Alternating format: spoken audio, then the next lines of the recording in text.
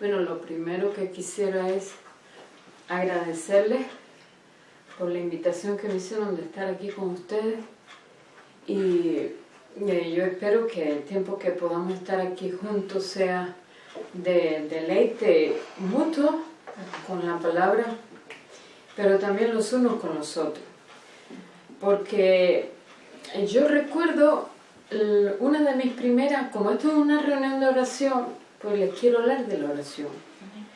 Incluso estaba pensando desde qué punto de vista enfocar la oración, que no sea lo mismo que casi siempre se dice, sino algunos principios que se pueden compartir y también hablarles sobre algunos tipos de oración y todo. Pero les quiero compartir una experiencia al principio de mi vida cristiana, cuando estaba recién convertida.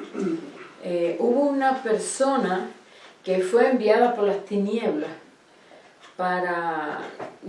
fue introducida por las tinieblas dentro de un grupo de cristianos en un lugar donde yo trabajaba. Ahí el evangelio era prohibido, era en una montaña y era un centro turístico muy bonito. Venían extranjeros, también venían militares a recibir tratamiento y el evangelio ya era prohibido. Y los que trabajaban en ese lugar no podían, si tenían algún tipo de creencia religiosa, pues no podían trabajar allí. Y yo no sabía que había cristianos en ese lugar. Y yo misma me convertí leyendo la Biblia, pero Dios puso en ese momento a alguien en mi camino que también era cristiana, que trabajaba allí, y descubrí que había un grupo que se reunía clandestinamente en el bosque.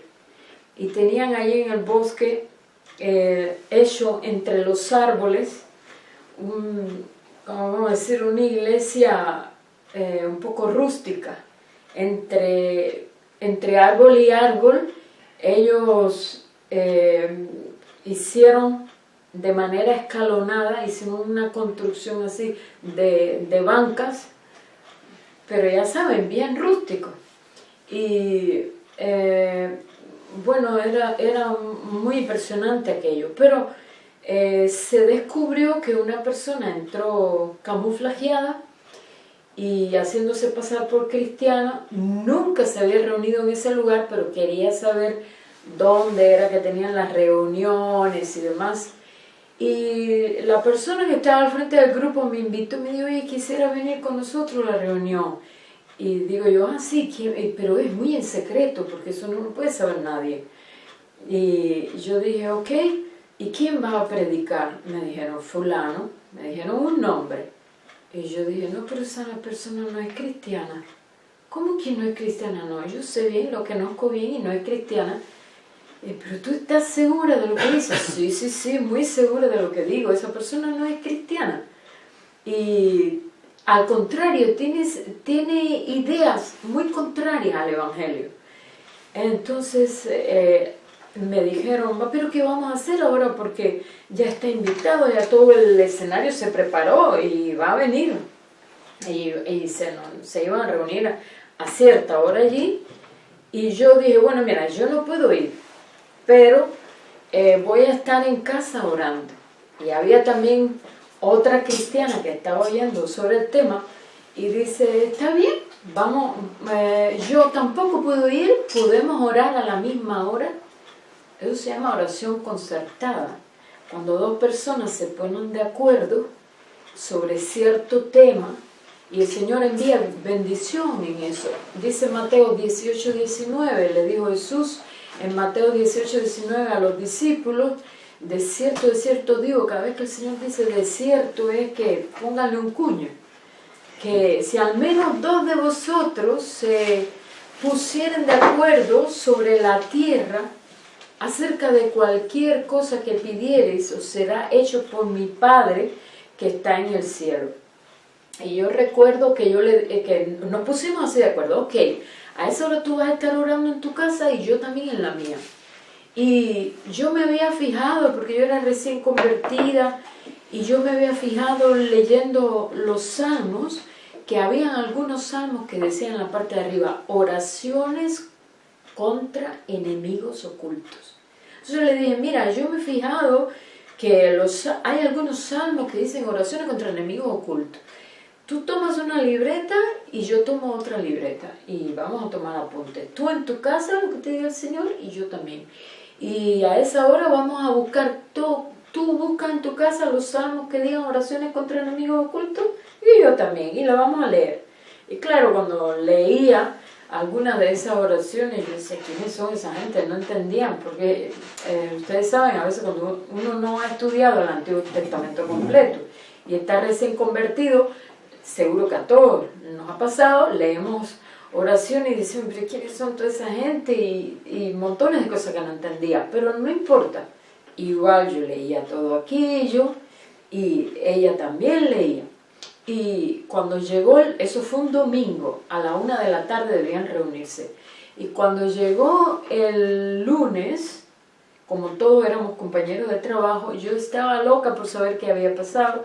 Y claro, fui a buscar a las chicas que estaban al frente de esa misión, pero ellas no las vi.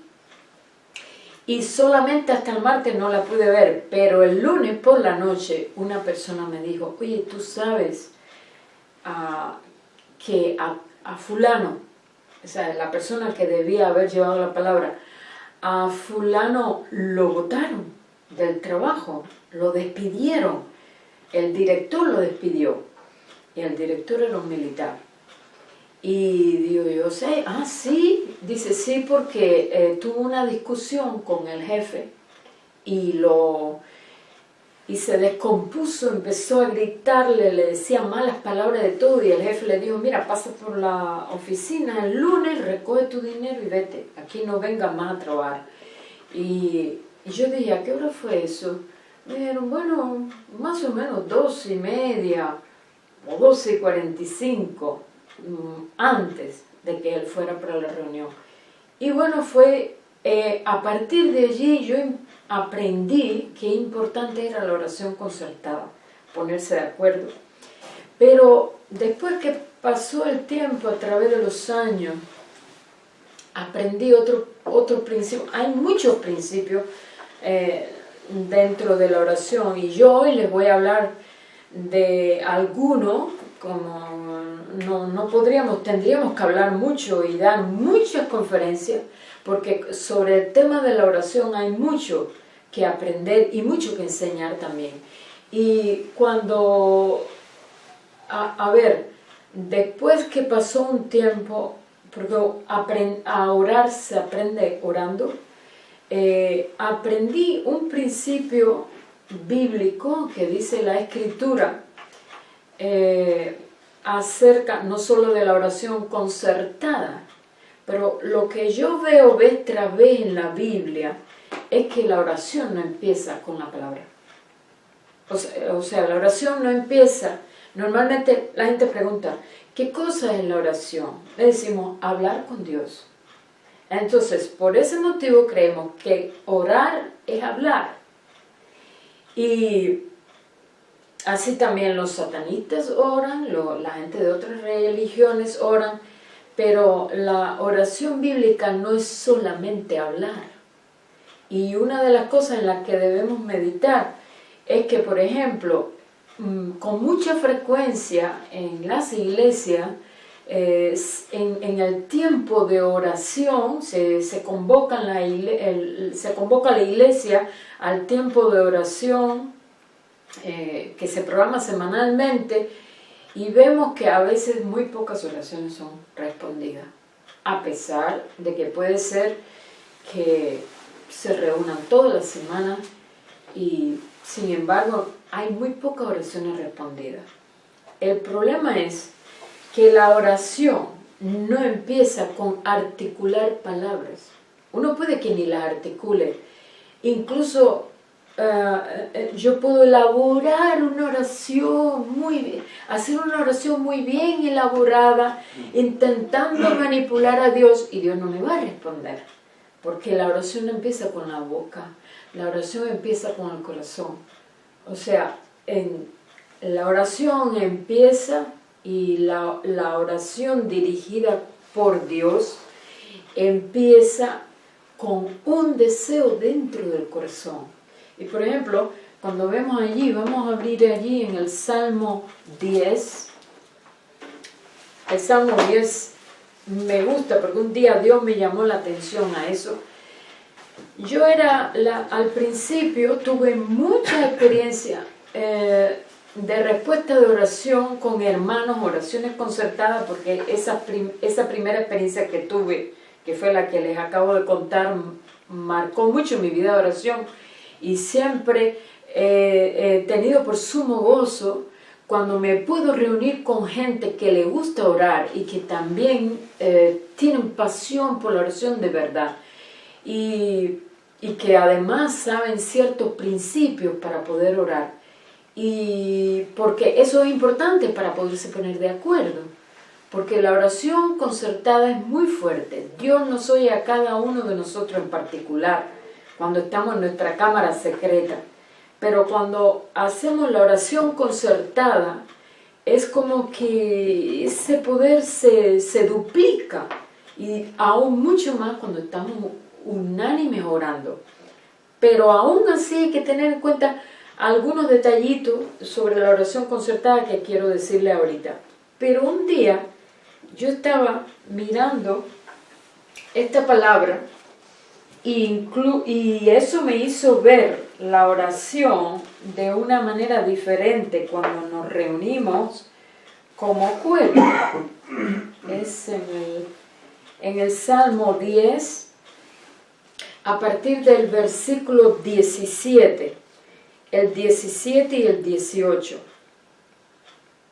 Miren lo que dice aquí: el deseo de los humildes oíste. Oh Jehová, tú dispones su corazón y haces atento tu oído para juzgar al huérfano y al oprimido, a fin de que no vuelvan más a hacer violencia en la tierra. El hombre de la tierra. ¿Cómo? Esta versión dice violencia al hombre de la tierra. Sí, violencia al hombre de la tierra. Lo importante aquí al principio, escondido, que dice: el deseo de los humildes oíste. Tú dispones su corazón. Y a ver, aquí hay unas palabras clave. Desde que empiezo a leer el deseo, ahí no dice la palabra, ahí no dice la oración de los humildes, ¿no es verdad que no lo dice? Todo empieza con un deseo, porque Dios mira el corazón de uno.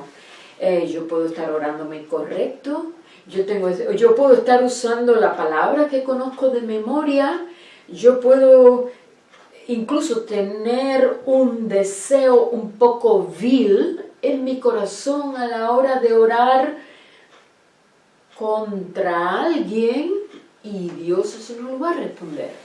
Yo tengo un deseo, para que lo sepan, hay gente dentro de las iglesias que oran de una manera vil contra hermanos y contra la obra de Dios dentro de la iglesia, y lo hacen de una manera solapada y piensan que Dios no les ve, pero Dios mira el corazón.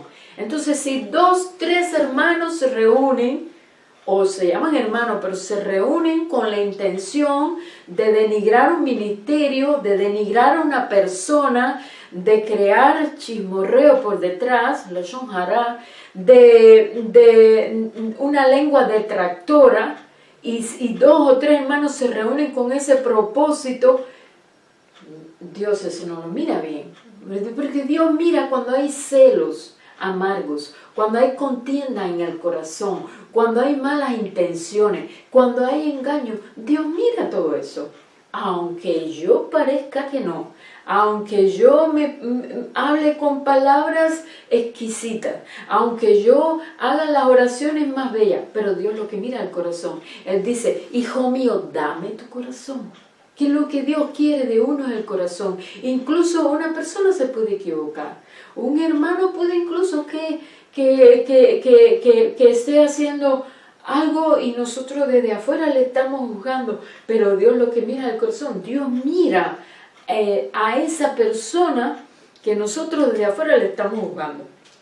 Y yo creo que en algún momento conté esto.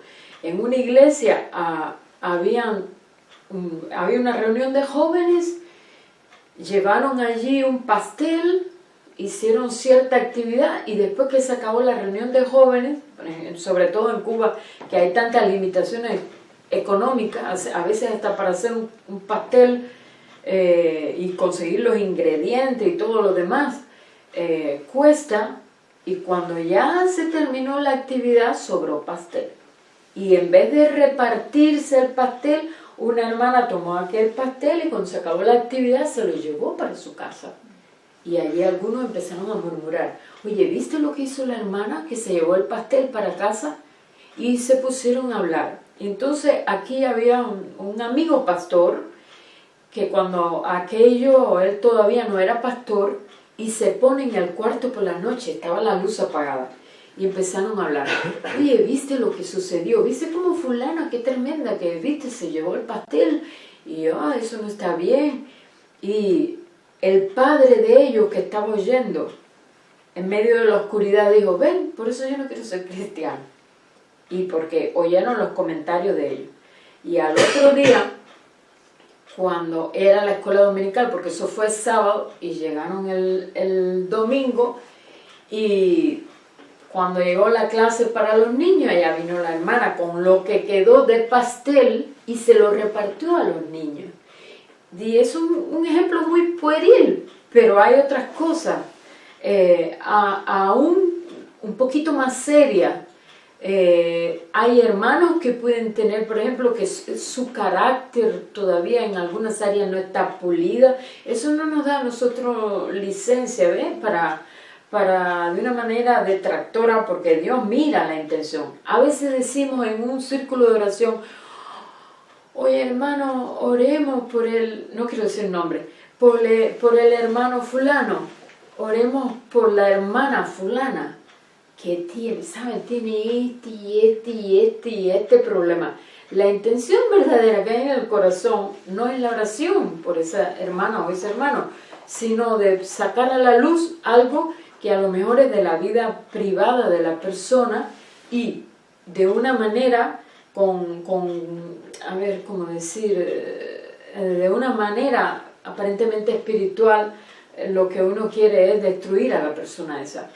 A veces solamente por celos, por envidia, a veces simplemente porque una persona juzga por las apariencias. Entonces, ¿qué yo les quería decir? Que cuando ustedes miren esa primera palabra, el deseo de los humildes, oíste. Dice el salmista que Dios oyó el deseo de los humildes. Yo no les quiero dar hoy una enseñanza muy académica, aunque quiero de una manera profunda, pero no tan académica. Quiero una enseñanza que sea más bien práctica, de principios a tener en cuenta a la hora de orar. Dice, el deseo de los humildes oíste. Quiere decir que Dios, y yo estoy segura que todos los que estamos dentro del cuerpo, que somos miembros del cuerpo, nos ha ocurrido alguna vez. No le has pedido a Dios cierta cosa, pero la has deseado. Puede ser material o puede que no sea material. Has sentido deseo en el corazón y después de repente Dios te la da. Y dice, bueno, yo ni todavía se lo había pedido, pero gracias Señor que tú, porque lo que mira es el deseo y el corazón, y si son buenos deseos, si son deseos conforme al corazón de Dios, porque les decía, puede uno tener malos deseos. Y dice, el deseo de los humildes oíste, oh Jehová, tú, se está señalando al Señor, tú dispones su corazón. ¿El corazón de quién? De los humildes. Eso significa que nosotros no tenemos ningún mérito por sí mismos. Aun cuando pedimos algo conforme al corazón de Dios, pedimos algo conforme a la voluntad de Dios, deseamos algo conforme al corazón de Dios, Dios nos oye. Pero dice que aún ese deseo lo pone Dios. Dice, tú dispones su corazón, el corazón de los humildes. Le voy a poner un ejemplo de un humilde como ese. Fue Daniel. Generalmente cuando se habla del ayuno de Daniel, que fue de 21 días, 3 semanas, decimos, el ayuno de Daniel fue así, no comió esto, comió esto, estuvo 21 días. Pero ese es el aspecto externo. Daniel nunca planificó, yo voy a tener un ayuno que dure 21 días y a los 21 días Dios me va a responder. Y en ese ayuno yo voy a incluir esto y esto y esto. No, no fue así. Daniel estaba estudiando el libro de Jeremías y de repente se topa con una cantidad de profecías y él dice, ¿qué quiere decir esto? Dice que él se empezó, cuando él leyó todas esas cosas que no las entendía, pero Dios a ese humilde le quiso poner carga en el corazón. ¿Y cuándo le vino la carga? Mientras leía la Escritura, mientras leía la profecía bíblica. Y Daniel entonces quiso saber. Pero ese deseo que le vino a Daniel, que parece que es puramente de Daniel, no dice la Escritura que Dios mismo es quien dispone el corazón de los humildes. Por lo tanto, Dios puso el querer en Daniel y por lo tanto el hacer. Lo dice el Nuevo Testamento también, que Dios pone tanto el querer como el hacer en nosotros por su buena voluntad. Dios pone el querer. Muchas veces una persona es sanada por la oración de hermanos y no se dan cuenta que a los pocos días está otra vez enferma con la misma enfermedad. Hay personas que han sido sanadas por el Señor a través de la oración, se van delante de la congregación y dan testimonio de sanidad y a los pocos días tienen la misma enfermedad. Por ese motivo hay muchos hermanos que no quieren testificar sobre sanidad. Pero eso ocurre con mucha frecuencia. Yo les pregunto, ¿ustedes no han visto casos así? De que una persona es sanada y va, yo por lo menos sí he visto muchos casos así, por lo menos en las congregaciones donde he estado antes y en algunos lugares, y una persona dice, Señor, al Señor, de verdad, de manera milagrosa. Conocí a una mujer en Suecia, y conocí en la congregación donde estaba en Cuba mucha gente que, hermanos, miren, gracias, oraron por mí, me sané, y la próxima vez vuelve a estar enferma con lo mismo. Ahí hay varios factores, pero uno de los factores a tener en cuenta es este. Tenemos que tener mucho cuidado cuando nosotros testificamos o cuando nosotros hablamos a alguien acerca de que nosotros estuvimos orando sobre cierto asunto, porque no es que sea malo, sino porque que a veces puede ser que allá en lo más profundo del corazón, yo quiero dar a entender que Dios respondió, y no digo que todos los casos sean así, fíjense que le estoy alertando que pueden haber muchas causas por las que ocurre eso, pero una de ellas puede ser cuando la persona quiere mostrar que Dios respondió porque ella estuvo orando. Sobre todo los recién convertidos, los que son muy bebitos en el Señor, que tienden a creer que lo que ocurre en sus vidas es porque ellos hacen cosas o no hacen cosas. Se centran mucho en sus obras. El Señor puede dar a uno, incluso hasta ni responder la oración, para que vean, no es en base a lo que tú haces, es en base a lo que yo hago, a través de ciertos principios. Y yo recuerdo, miren, y no les voy a poner ejemplo de nadie, de mí misma, cuando yo estaba recién convertida, como tuve muchas experiencias, como esa la que les conté, en ocasiones yo estaba con algunos inconversos presentes, por ejemplo, en la parada del bus. Y no había bus. No es como aquí, usted se para en la parada y sabe cuándo va a pasar el próximo bus. Allá no, ni hay información ni nada. Y puede ser que ni venga bus, no lo sabe. Y esté horas. Y yo me acuerdo que en muchas ocasiones, en alguna parada de bus, alguien decía, uy, no viene el bus. Usted no sabe si hay bus, pero se comunicaban así unos con otros, ¿no? Y algunos decían, bueno, yo no sé porque yo vivo por aquí, pero yo no he visto. Y entonces yo le decía a alguna persona, considero yo que un poquito, yo creía que era por mi oración. Yo decía, bueno, pero el bus va a venir. Y decía, ¿por qué tú lo sabes? Porque yo voy a orar y va a venir el bus. Y Dios en su misericordia muchas veces permitió que realmente viniera un bus o viniera algún otro tipo de transporte, no siempre era bus.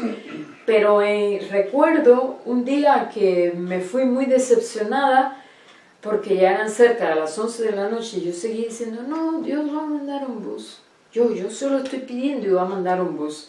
Y al final todos nos tuvimos que ir caminando. Y caminar unos cuantos kilómetros e incluso hacerlo tarde, que hubiera sido mejor hacerlo temprano. Entonces, no es siempre por lo que uno hace, sino porque Dios pone el deseo. Y cuando Daniel estaba clamando, él no se propuso, bueno, yo voy a hacer un ayuno que lo voy a dejar para la posteridad, que se va a llamar el ayuno de Daniel, porque muchos hermanos preguntan, bueno, ¿y cómo hacer el ayuno de Daniel? Y buscan lo externo. No fue así. Daniel tuvo carga en su corazón. Lo primero fue que él dispuso su corazón a entender la profecía que estaba en el libro de Jeremías para su pueblo, y no la entendía. Y Daniel empezó a clamar al Señor. A ver, yo pregunto, y yo sé que aquí, los que están aquí, tienen sed del Señor. Yo pregunto, cuando uno pide al Señor, dice la Biblia, algo que es conforme a su voluntad, Él nos oye. Y yo pregunto, ¿entender una porción de la Escritura, cualquiera que tú estés leyendo, es la voluntad de Dios o no es la voluntad de Dios? O sea, mi pregunta es, ¿hay porciones de la Escritura que Dios quiere que tú entiendas y hay porciones de la Escritura que Dios no quiere que tú entiendas? Es posible. ¿Ah? Es posible. ¿Él quiere que no entienda la Escritura? No, quiere que uno lo entienda, pero a veces que no todo. Sí, uno porque Dios es grande, pero en el deseo de Dios está o no que nosotros entendamos la Escritura. Está el deseo que entendamos o no la Escritura. Está el deseo, eso es de acuerdo a la voluntad de Dios. Entonces Daniel dispuso su corazón para entender la profecía. Y cuando nosotros vamos, por ejemplo, en el libro de Daniel, en el capítulo 10, lo pueden anotar allí, toca la casualidad, ¿no? Salmo 10 y Daniel 10, así se lo pueden grabar mejor.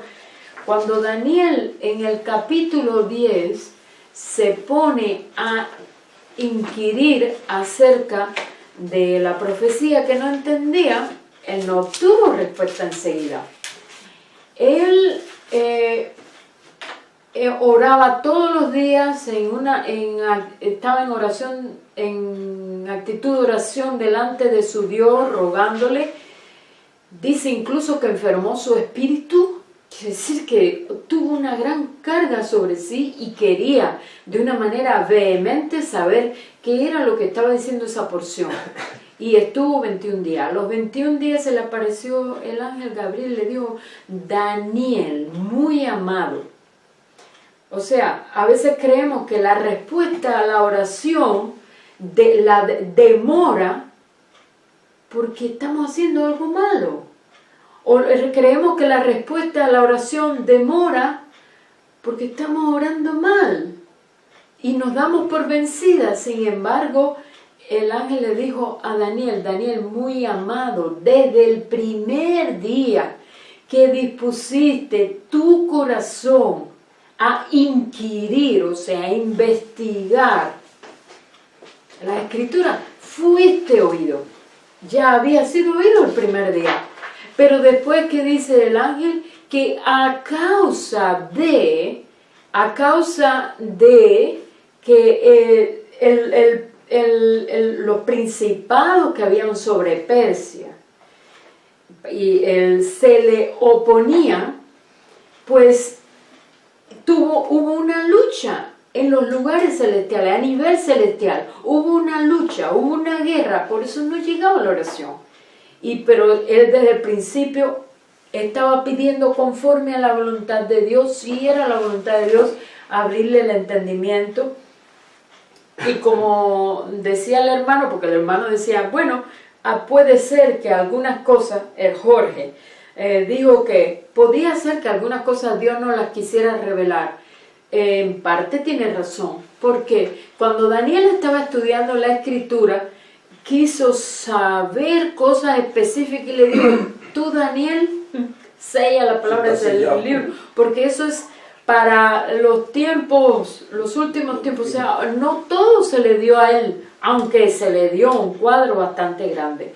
Pero cuando vamos a estudiar la carta a los romanos, Pablo dice algo semejante cuando está hablando acerca de la justificación y acerca de escoger a los que habrían de ser salvos, que durante décadas y siglos ha estado una discusión inmensa en el libro de Romanos acerca y ahí entran unas discusiones teológicas tremendas, que cómo es eso, que Dios quiere salvar a uno, que a otro no.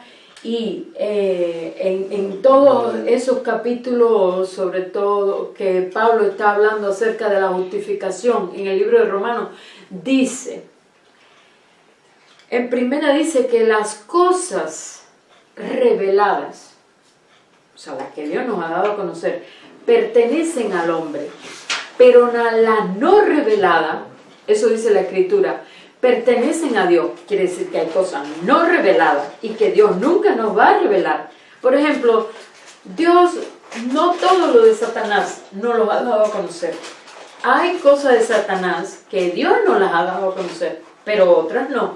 Por ejemplo, a veces el inconverso dice, bueno, ¿y para qué creó a Satanás? Si Dios lo sabe todo, sabía que Satanás iba a pecar. ¿Para qué lo creó?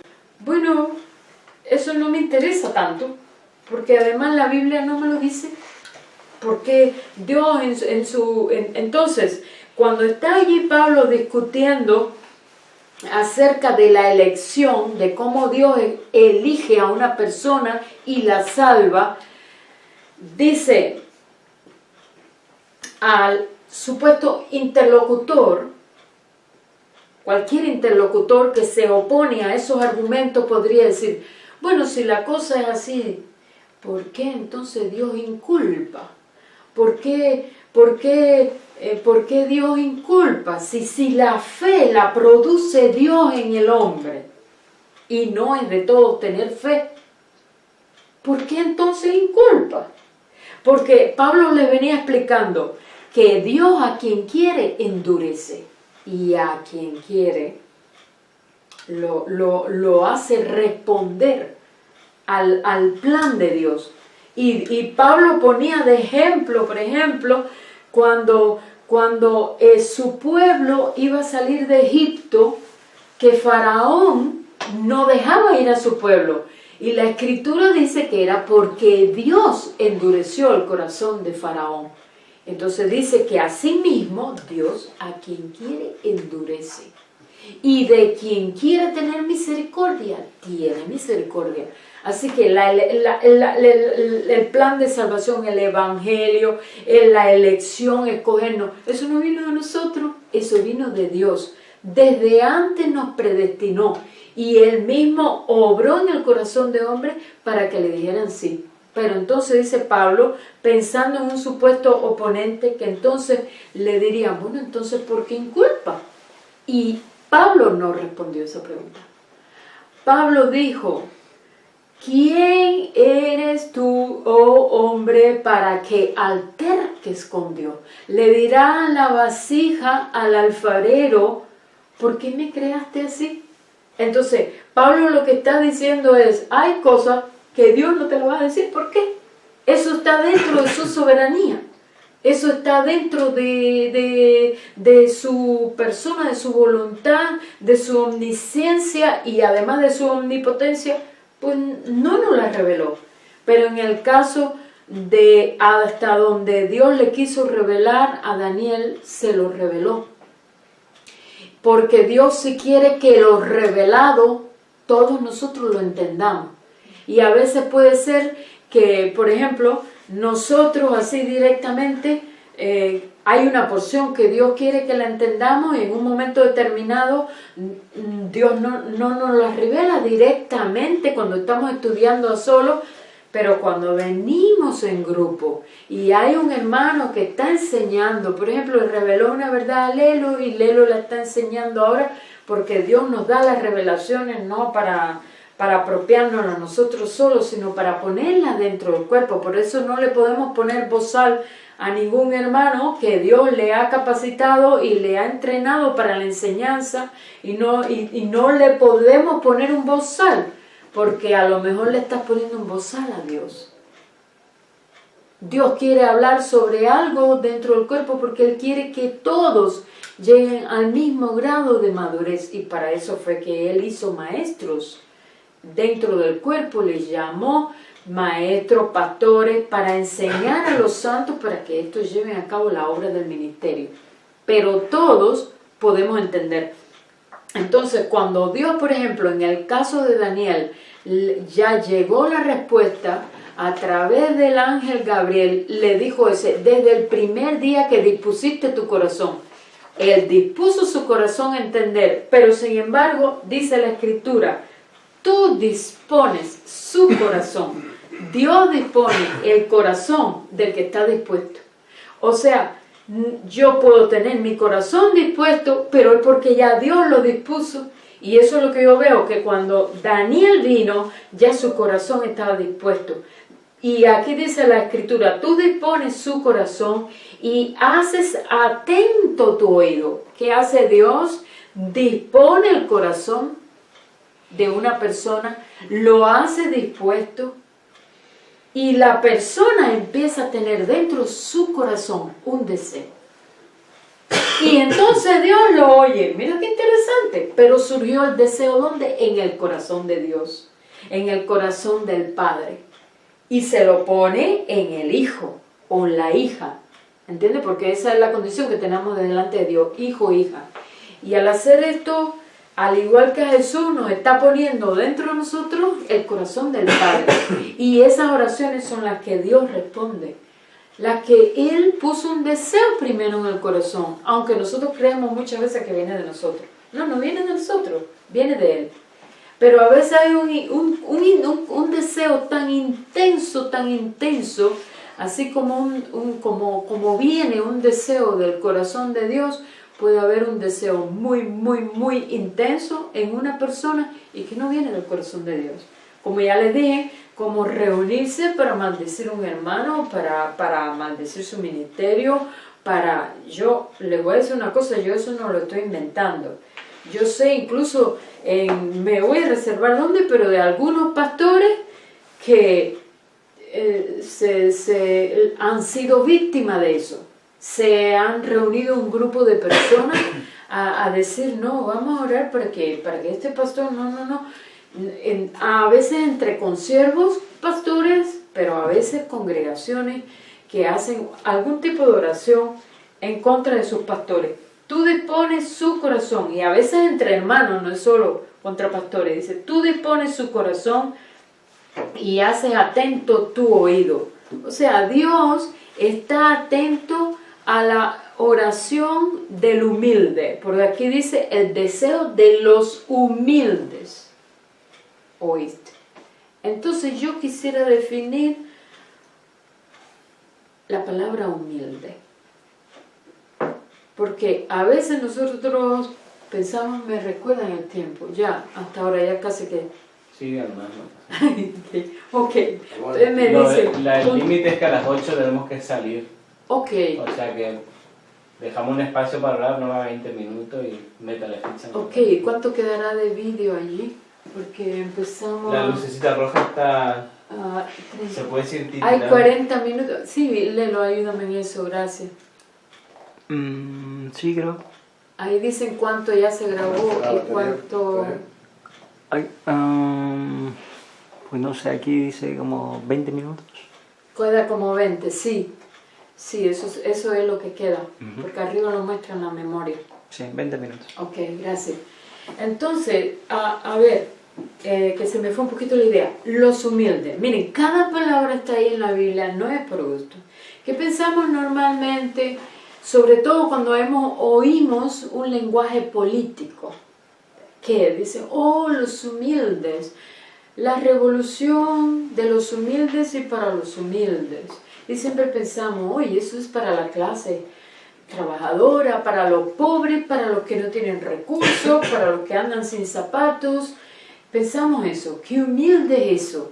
Y a veces en algunas congregaciones se andan siempre fijando que si fulana vino muy bien vestida, uy, qué orgullosa, hay que ser humilde.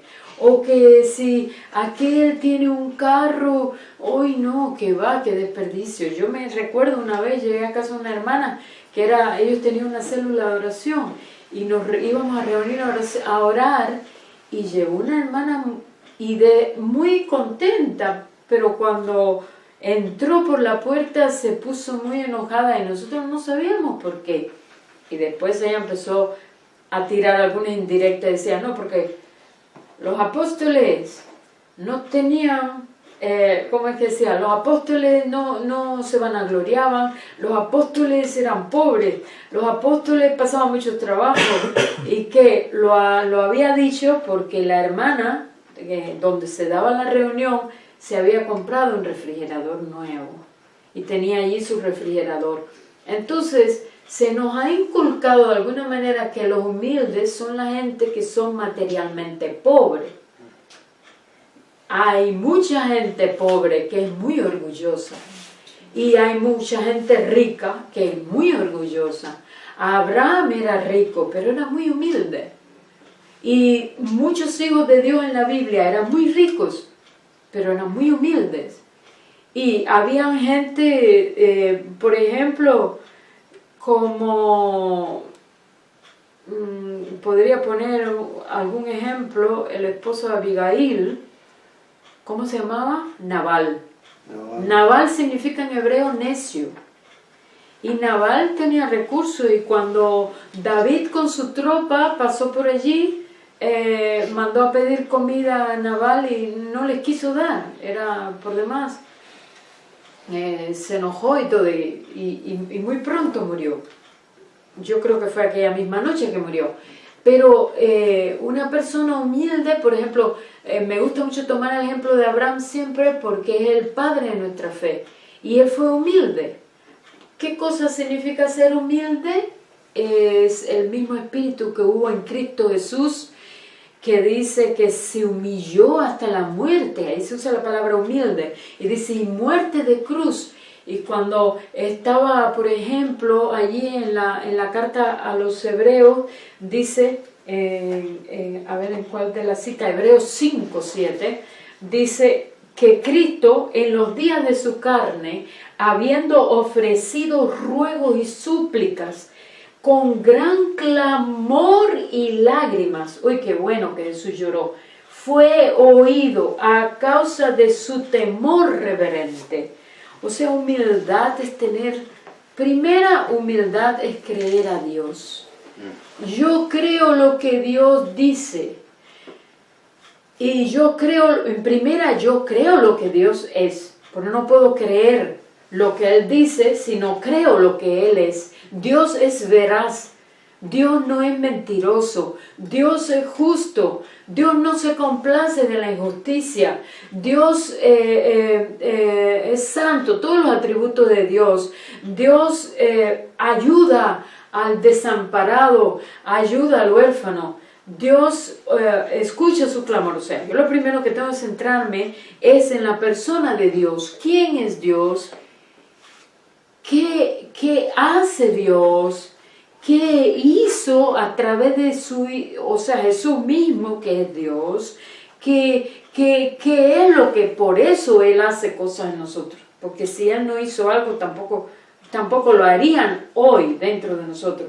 Entonces, una persona humilde es una persona que cree que Dios es quien dice que es, pero además cree en la obra de Dios en todas las épocas, aún en la época por venir, porque por ejemplo cuando hablamos del milenio, que es un tiempo que está por venir, nosotros creemos.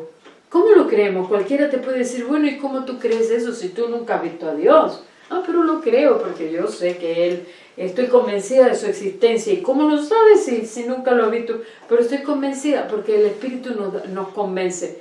Pero le creímos, por eso somos hijos de Abraham, creemos a Dios. Y Abraham era rico, les decía, pero no era un hombre que se dejaba pisotear. Ah, miren, quiero venir acá, porque a veces pensamos, ay, qué humilde que es fulana, que se deja dar de bofetadas, se pone como una alfombra para que le caminen por arriba, o fulano, pero no es eso lo que yo veo en la Escritura. Cuando Abraham mismo era un hombre de guerra, a ver, cuando se le apareció Melquisedec, después, ¿dónde se le apareció? En el camino, después de Abraham haber salido de la batalla de Kedorlaomer, donde estaban todos los reyes, allí él fue un vencedor, era un hombre de guerra. David fue un hombre de guerra. O sea, eran hombres, pero sin embargo eran humildes, incluso aún no eran hombres perfectos, ¿recuerdan? Y por eso yo creo que la Biblia nos puso el caso de sus debilidades, de sus imperfecciones, para que nosotros no les hagamos a ellos un ídolo, no, y creamos que hicieron lo que hicieron porque eran hombres perfectos. Abraham mintió cuando dijo que Sara era su hermana, y no lo era. Y fue casi que el rey le censuró y le dijo, casi que estuve a punto de llegarme a tu mujer.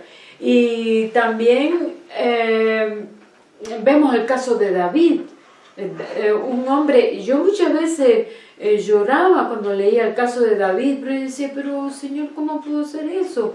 Que David hasta terminó asesinando a un hombre tan íntegro como era el esposo de Betsabé, sí, Urías Eteo, un hombre al cual David incluso le dijo, vete a tu casa, estate allí con tu mujer, porque bueno, quería tapar su adulterio, y él dijo, no, ¿cómo voy a ir yo a mi casa cuando los hombres están en guerra?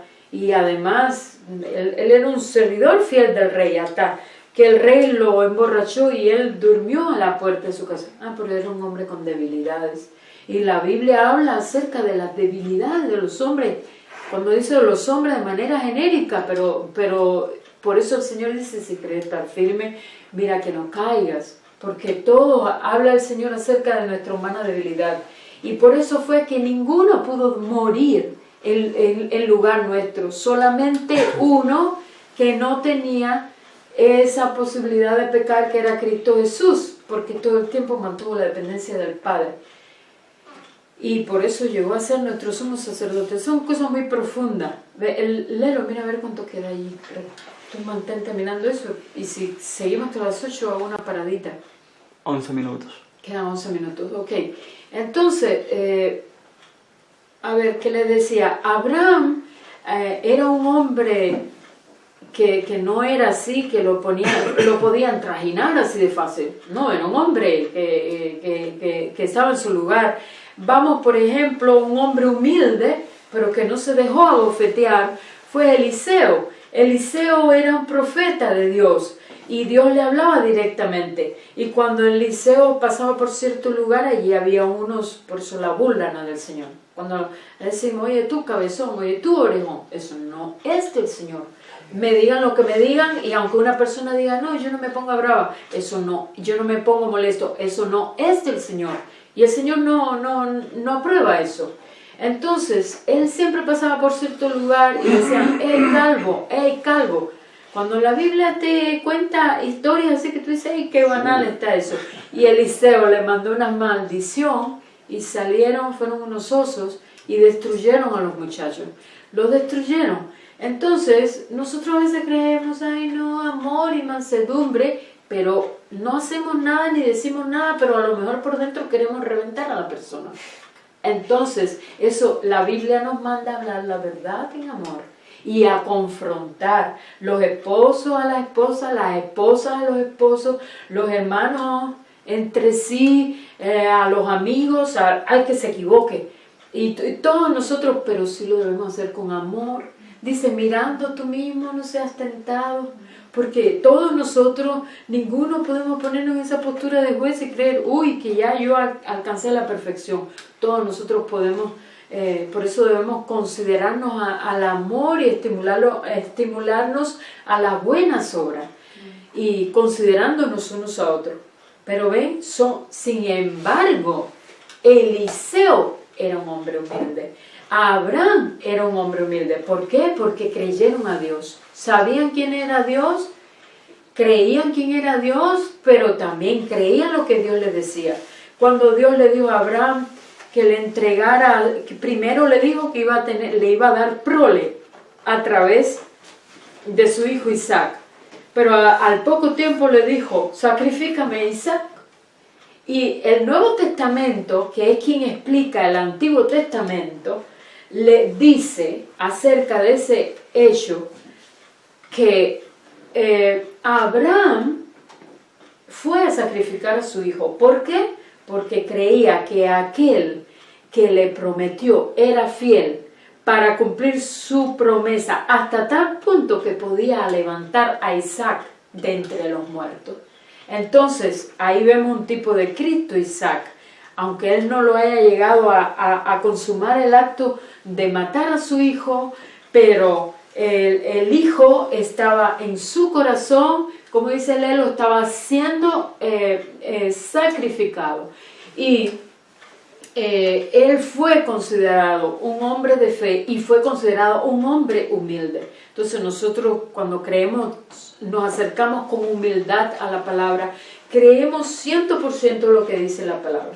Por eso, y yo no sé si también, porque como yo me convertí leyendo la Biblia, para mí la palabra, yo nunca me pongo a orar sin la palabra delante. ¿Por qué? O si no tengo la Biblia delante, Dios saca de la palabra que ya está en el corazón. Porque cuando nosotros oramos de acuerdo a la palabra, nosotros estamos orando de acuerdo a la voluntad de Dios. Y yo les quería seguir con este versículo que dice, tú dispones su corazón, o sea, el corazón del humilde. El humilde es una persona en cuyo corazón Dios trabaja mucho, porque yo les ponía el caso de David, un caso que bueno, fue muy lamentable en su vida, pero sin embargo, miren esto, David le dijo, Dios le dijo a Salomón, hablándole acerca de su padre David, y le dice que David era un hombre conforme a su corazón. ¿Cuándo se lo dijo? ¿Antes que pecara o después que pecó? Se lo digo después que ya había pasado todo ese lamentable incidente, que incluso había asesinado a Urías Eteo, porque era un hombre humilde, era un hombre, incluso cuando le fallamos a un hermano, cuando le fallamos a Dios, cuando hay humildad en el corazón, vengo arrepentido, y tal vez sea ya mejor proseguir con la otra tarjeta y así estamos seguros de que no. Quedan 6 minutos. Quedan 6 minutos todavía, ok, la provisión está al final. A ver,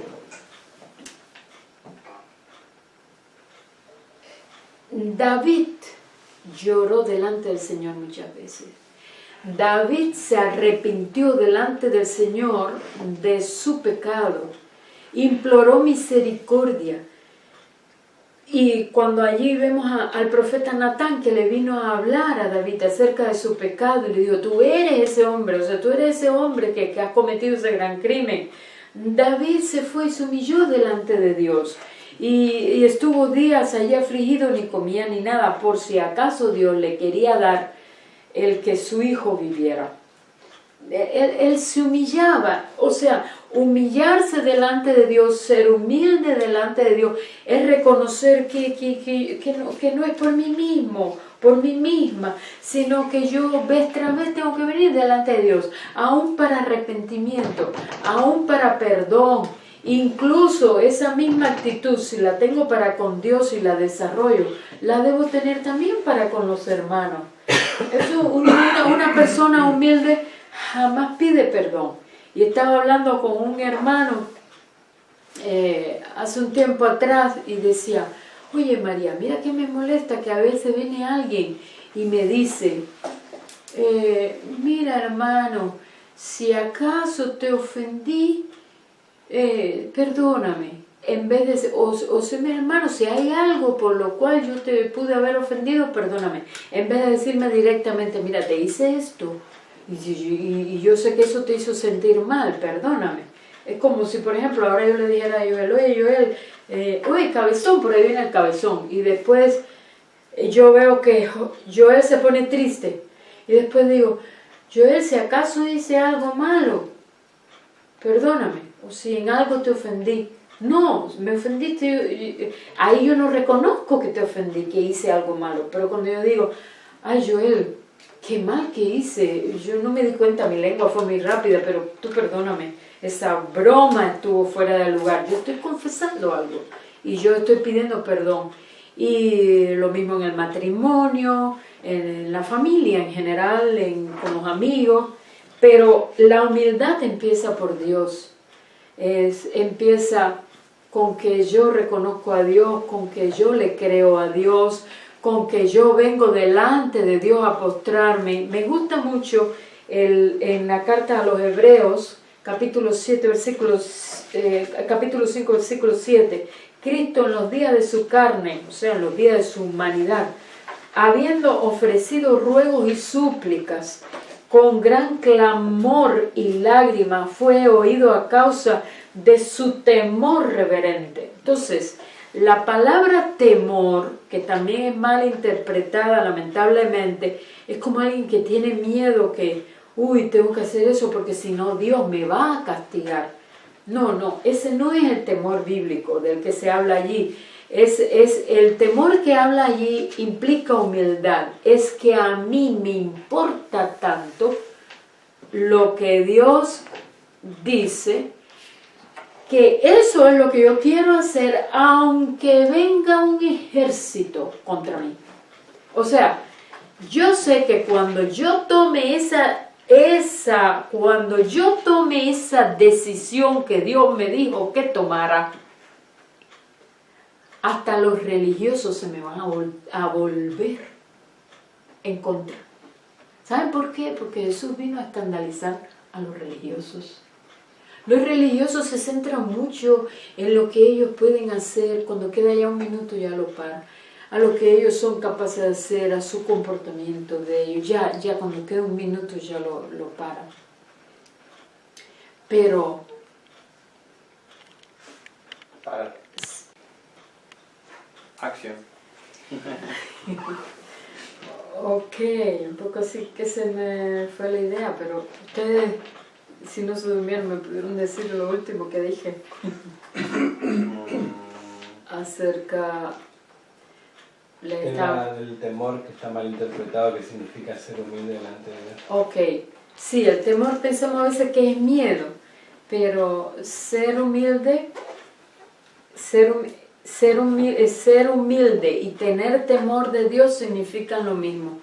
Que a mí me importa tanto lo que Dios piensa de mí, que no me importa ni siquiera lo que los religiosos que me podrían hacer la guerra piensen de mí. Porque cuando, o sea, le pongo en caso extremo hasta los religiosos.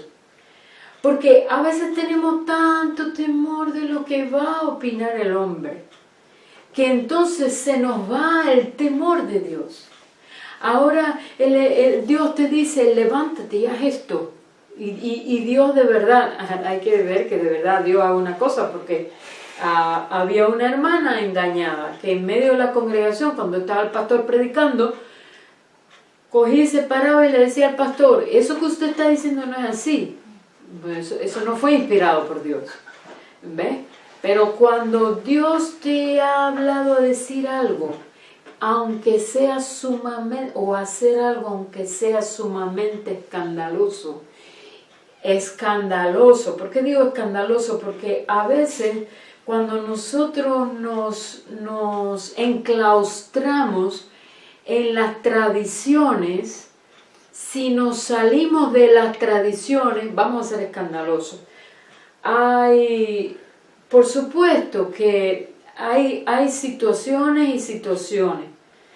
Si usted va a una congregación en la que usted puede ser de tropiezo y tiene libertad concedida por el Señor para algo, pero allí eso no es una norma, pues no hace falta. Como por ejemplo, si a mí me invitaran, y lo he puesto este ejemplo en otras ocasiones, a mí me invitaran a predicar a una congregación, o yo tendría que entrar a una congregación donde todas las mujeres se ponen un velo en la cabeza, yo no tengo ninguna intención en ser contenciosa, entrar y decir, no, yo no voy a entrar sin el velo y les voy a molestar a ellos. Yo no me refiero a eso, pero lo que sí debemos, y además es una situación transitoria, yo entro un día a un lugar, pero lo que sí debemos procurar es no perder la libertad que tenemos en Cristo, ni cerrar oportunidades de parte del Señor. Yo recuerdo una vez una persona que ocurrió así, que estaba en su congregación, una congregación muy tradicionalista. Si usted quería salirse del programa que había en esa iglesia, no había posibilidades, porque todo era muy rígido, todo era muy así llevado en un orden. No, ahora tocan el himno número 1, después del himno número 1 toca la oración del hermano fulano, después de la oración entonces van a subir 2 niños y le van a llevar una florecita y la van a poner aquí en el búcaro. Todo era así muy controlado como un programa de televisión. Y aquel hombre que llevaba tiempo en su congregación así, estaba sentado y allá al frente había un hombre que entró por primera vez, estaba en la parte delantera y él estaba en la parte de atrás. Y no estaba permitido durante el púlpito, durante la reunión, que nadie se parara y caminara de un extremo al otro de la iglesia. Y aquella persona estaba allá al frente. Y Dios muy claramente le dijo dentro, párate y ve allá y ora por esa persona. Bueno, a ver, como decir, no fue que oyó una voz, sino una sensación, párate, un deseo bien fuerte, párate y ve allá y toca a aquella persona y ora por ella. Y dice que tuvo una lucha tremenda, una lucha grande, ¿no? Demoró y Dios le seguía impulsando, párate y ve. Y dice que fue y se paró y oró por la persona. Y al momento la persona recobró la vista. Pero esa persona estaba ciega. Y uno puede decir, bueno, ¿y por qué es que Dios tuvo que hacer eso? ¿Y por qué no fue así que a lo mejor la persona se paró y dijo, hermano, oren por mí, que yo quiero recobrar mi vista o algo así? Porque cuando Dios ve un espíritu de religiosidad, Dios a veces quiere romper o escandalizar a los religiosos para decir, ustedes a mí no me pueden meter en un molde. ¿Qué fue lo que hizo con Débora? Cogió a Débora y la puso de juez. En el tiempo de los jueces, la puso a ella a juzgar, siendo ella mujer, cuando Dios siempre ha establecido un orden, que sean los varones. Y siempre en Israel ha habido de por sí varones. Y ustedes que, por ejemplo, Fernandito y Lelo, que han estado ahora recientemente en Israel, ojalá que todos los que estén aquí puedan ir a Israel, porque es una tremenda bendición. Vieron qué emocionante ver el culto. No hay nada ahí con ningún programa, ahora levantemos las manos, o ahora vamos a dar 3 vueltas alrededor, es con mucha espontaneidad, es una alegría, es que está dentro de los corazones, la gente va allí movido así, pero uno puede ver mucho los varones, cabeza de familia, que son ahí en tremenda autoridad, porque es algo característico del pueblo de Hashem, del pueblo de Dios en el Antiguo Testamento, que los varones, ¿saben? No ha habido carencia con eso, que sean los líderes del hogar y que sean también los líderes en las congregaciones y que sean los líderes en la sociedad. Y sin embargo, Dios, porque cuando ustedes leen toda la historia bíblica, quienes iban al centro, al frente de la guerra, eran varones. Y Dios, lean para que vean que cada vez que iba a escoger a los guerreros, les daba cierto mandamiento, como aquel que les dio a los líderes y les dijo, vayan escogiendo, no a todos los hombres. Primero dijo que los que estaban, siempre Dios dijo que los que estaban recién casados no fueran a la guerra, que se quedaran en casa. Pero después a los guerreros lo fue decantando. No quiero que vayan todos. Era una visión difícil, por lo tanto no vayan todos. Escójanme primero a estos que tengan estas características. Después dijo, no, pero de ese grupo me escoges a los que tengan estas otras características. Y fue decantando y decantando hasta que terminó diciendo, los que sean capaces de beber el agua arrodillados y con sus lenguas directo del agua, a eso escogen y a eso se lo llevan a esa misión. ¿Por qué? ¿Entienden? Tenían que ser guerreros que de verdad que tenían en sus entrañas un valor y para poder conquistar ese lugar y para que la misión pudiera ser exitosa. Entonces, sin embargo, Dios escogió a Débora y los hombres venían delante de Débora. Y Débora en ese tiempo, y Dios lo hizo también en parte para avergonzarle. ¿Saben por qué? Porque había una gran decadencia en Israel. Y en ese tiempo ellos empezaron de alguna manera, ¿cómo decirse?, a oponerse al gobierno de Dios, a la forma en que Dios les había regido siempre. Y entonces Dios dijo, bueno, está bien, les voy a poner en esa época de los jueces, que era una época de anarquía, les voy a dar una mujer, pero ustedes vean que yo le voy a dar gloria a una varona, en vez de a todos ustedes, porque Dios mira siempre el corazón. Y cuando no hay gente disponible de los que debieran estar, entonces Él coge, Él se reserva siempre, un remanente. Entonces, ser humilde delante de Dios no es andar así, hoy no, sí, porque el Señor dijo que el que ponga una mejilla, que se le den una mejilla, que ponga la otra mejilla. Le voy a decir que eso tiene su contexto. Ahí siempre no podemos separar nada del contexto. Porque también Dios vio, si tu ojo te es ocasión de caer, sácatelo.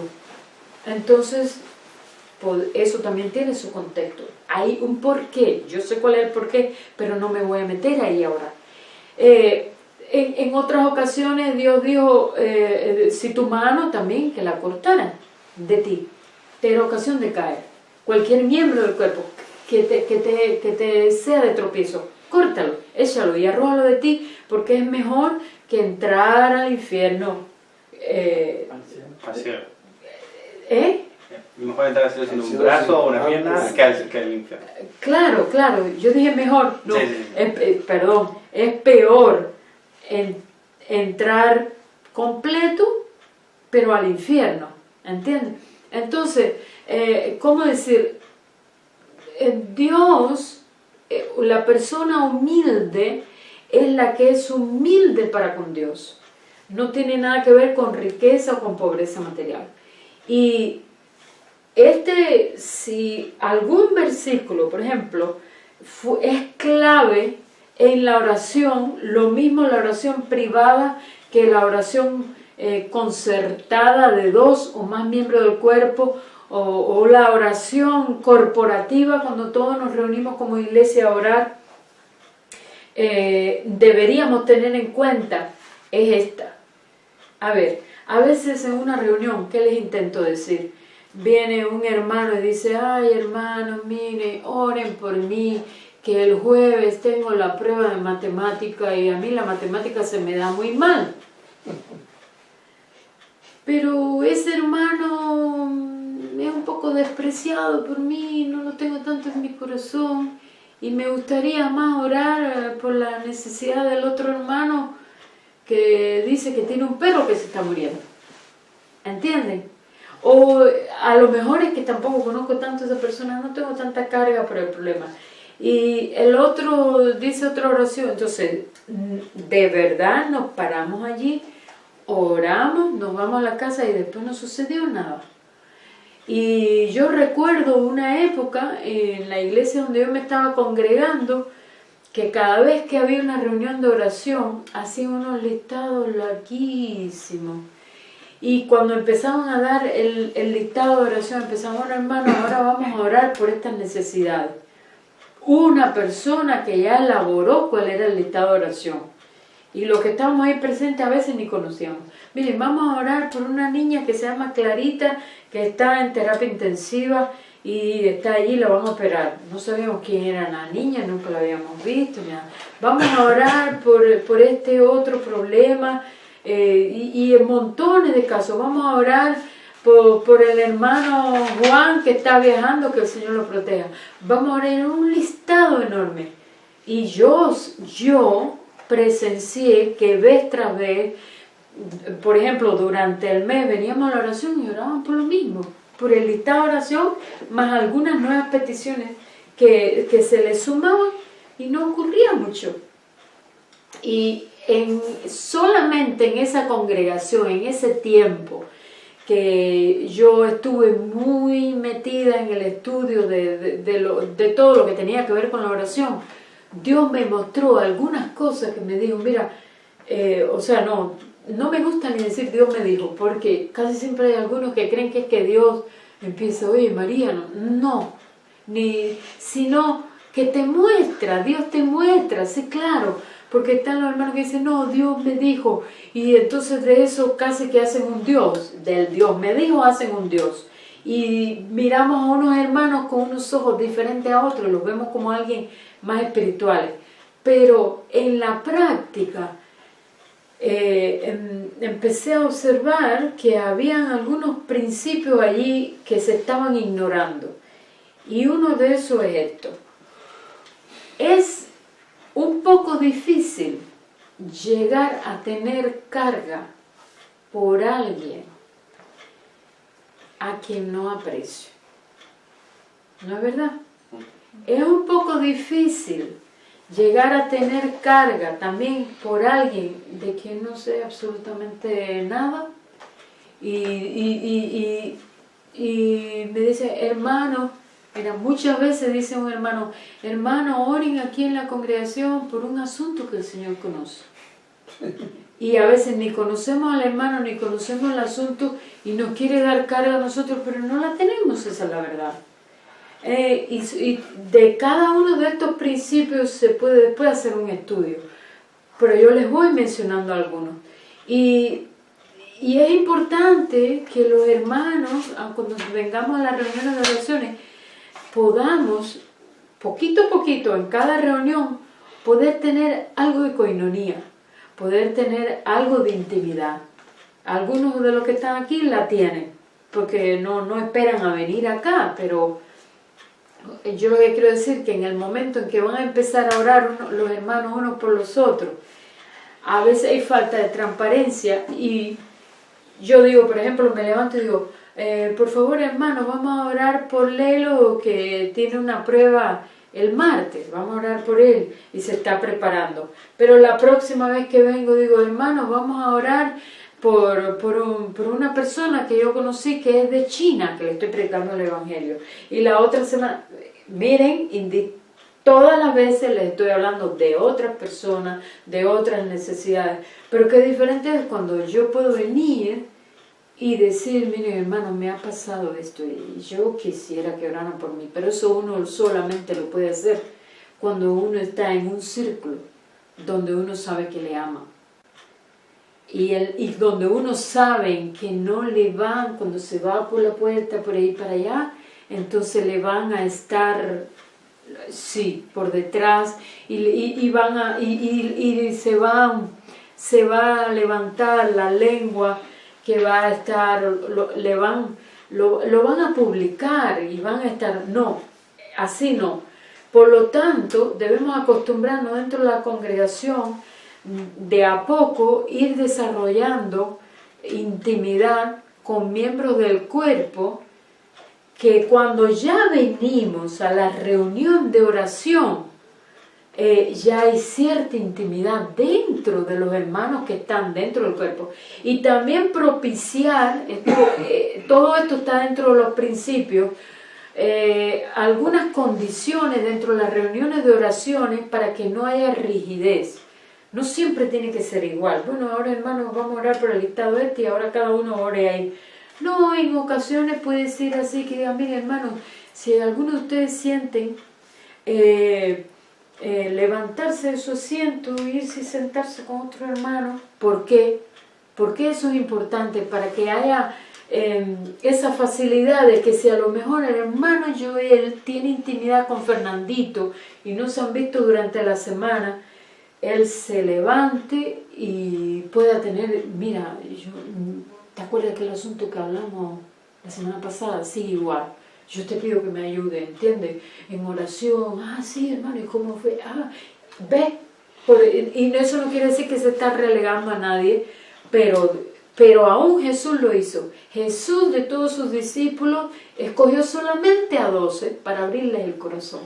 Y a esos 12 le dijo, escogió solamente de los 12 a 3 para abrirles el corazón en un momento de mucha angustia y le dijo, mi alma está triste, y triste hasta la muerte. Dentro de ellos estaba, por supuesto, Juan y estaba Pedro. Y lo vemos, que fueron personas que uno tuvo mucha intimidad con él y por lo tanto a ese le dio la tarea de escribir el Evangelio de Juan y expresar el carácter de Jesús como Hijo de Dios.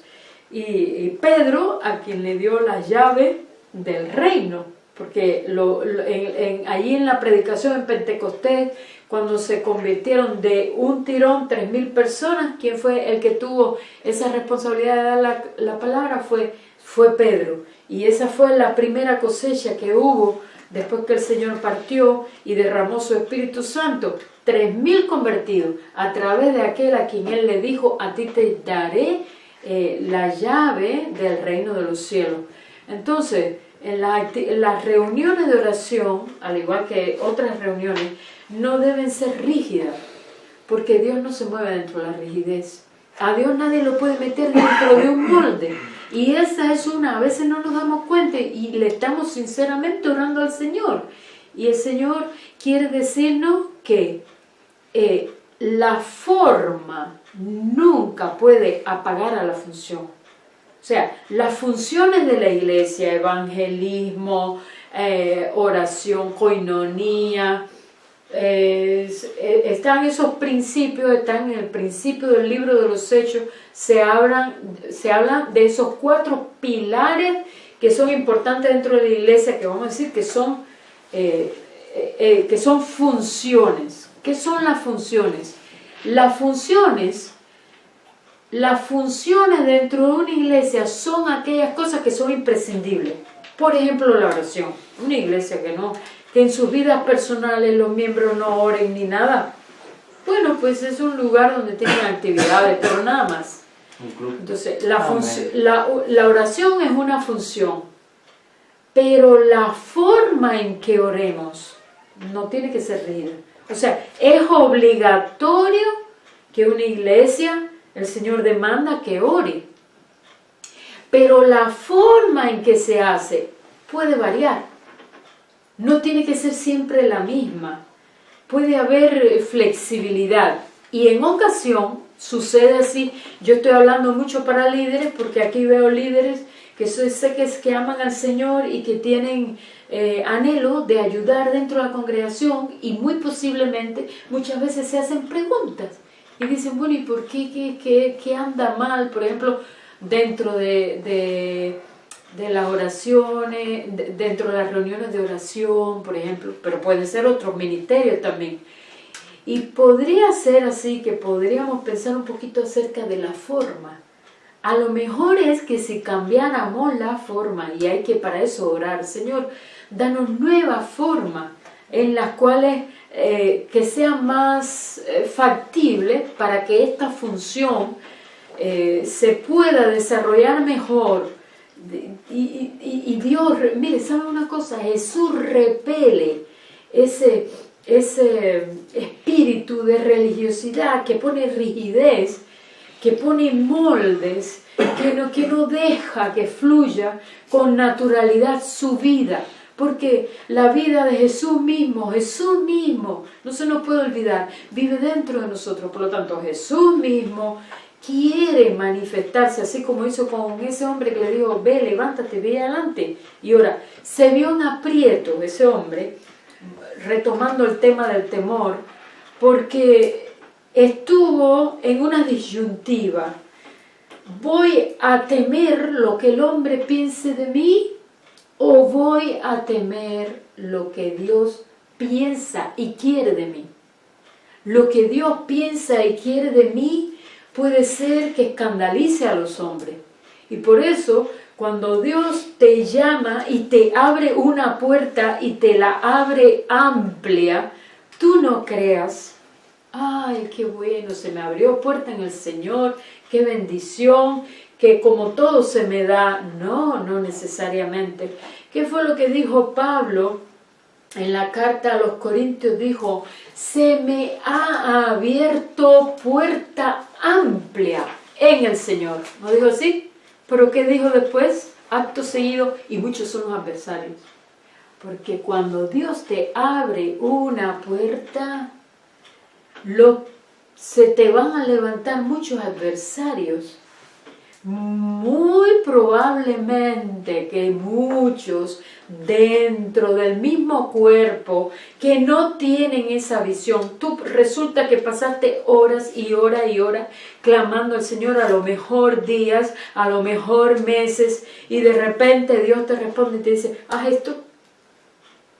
Pero tú dices, uy, y después lo cuentas a la congregación, a lo mejor esperas que te apoyen, pero muchos se van a enojar, muchos te van a hacer la guerra, muchos se van a llenar de envidia, siempre estamos acostumbrados a pensar que la oposición mayor y la persecución mayor viene de parte de los inconversos. La oposición mayor, la oposición incluso más dolorosa, los ataques más injustos, a veces vienen la lengua detractora de parte de los otros miembros del cuerpo de Cristo. ¿Por qué? Porque cuando Dios te da una visión, se van a levantar envidiosos. Se van a levantar también gente que no ven lo que tú ves, lo que Dios te ha permitido ver. A veces no es por envidia, a veces es por falta de visión.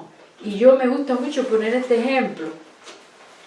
Si yo ahora les dijera a ustedes, ¿qué ustedes ven aquí?